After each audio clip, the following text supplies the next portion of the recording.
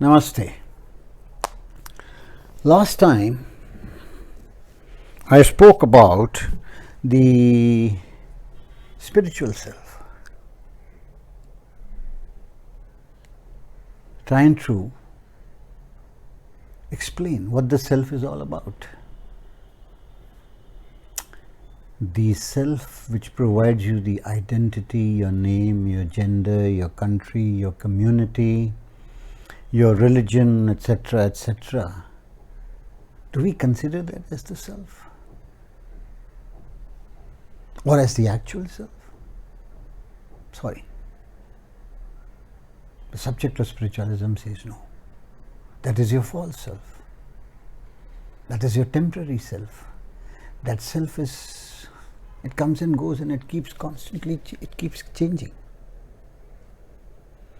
Keeps changing from time to time, within space and time. What you were before, now, or in future, it's going on changing. So, how can you rely on such a self? So, self can be physical, mental, and spiritual, like I said last time.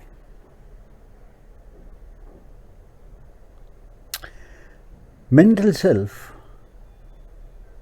is that which you consider as yours, the thinking self. But you will never say, I am mind, I am body. Never. You will say, my mind, you will say, my body, meaning it's yours.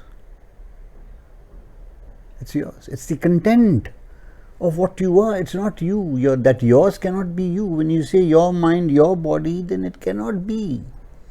It cannot be you. You has to be something else.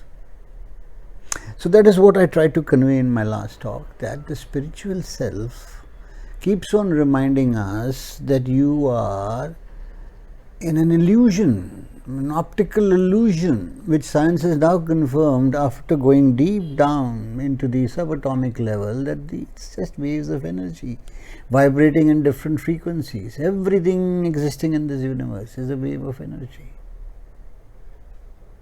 So the actual self is the highest attribute, highest characteristic of energy. It's not in your being and becoming. That being and becoming is the mental self and the body self. It's in your beingness. It is that beingness which makes your mechanical body and mind alive. Otherwise you are dead meat. A log of wood, like a log of wood. It's your beingness, which is your awareness, the highest attribute of energy, which when it settles in the mind, it gets entrapped. It makes your mind aware and after that conscious. And because of this conscious principle, it's not your eyes that sees and it's not your mind which conceives. It is your beingness which unfolds, which unravels all that you see. Without this awareness, there's nothing. It is that trigger. It creates that wakefulness in your mind. So, the personality and the individuality which you consider yourself to be in body and mind is the quantum of what you are, is the content of what you are. The context and the subject of who you are is different. Body and mind is the objective of who you are. To become something for a period of time that you are kicking and alive. So please remember, this self, the spiritual self, is that beingness. It has no I, me, mine and myself. It is a universal flow of energy which enters the mind to make the mind aware. Realization, yes. It can be physical and mental, because when you experience something through your mind, you realize that. But in spiritual, there is no realization also. So there is no such thing as self-realization. To put it very simply, self-realization is realizing that there is no self for any realization. You cannot realize the spirit, sorry. That spirit is already realized. It is making your mind realize something through experiencing. So, what I am trying to convey here is self-realization is a state of I-lessness. There is no I, me and mine. Sorry. It's a universal flow of energy. There is nothing to self-realize. There is nothing to reincarnate into the next life. Why? Because your body and mind will come and go back into the same universal raw energy. Back into that body, mind and consciousness, which is also a construct of the mind, to make you conscious of something after becoming aware. So it's the awareness which is the spirit, and consciousness is the construct of the mind.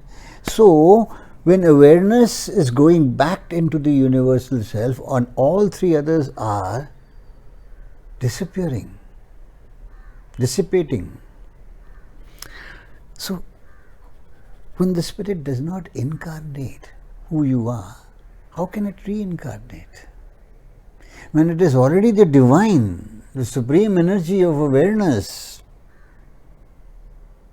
how can you reincarnate that? Fine. You come, the spirit enlivens your mind for some time. You celebrate life, you enjoy life, you balance life with the material and the spiritual, and you realize something in that life. And the spirit comes from nothingness and goes back into nothingness, into that dark energy. It comes from dark energy and goes back into the dark energy. But in between, from that nothingness comes out something which is everything for you, in body and mind, in your quantum, for the time that you are alive. So, self-realize your mind and body as a quantum, not as who you are, not as that actual self, as that temporary self which is constantly changing. Spirit does not change. Spirit is constant. It does not add, divide or subtract. It is indivisible. It can neither be created nor destroyed. So it cannot incarnate and it cannot reincarnate. It is already present eternally in the infinite universe. There is no such thing as creation. Whatever is created temporarily has to get destroyed. It's a creation and destruction. So, self-realization is in that enlightenment that there is no self to realize. There is no being and becoming in the actual manner. In the temporary manner, yes. So celebrate life in that quantum of what you are. Thank you.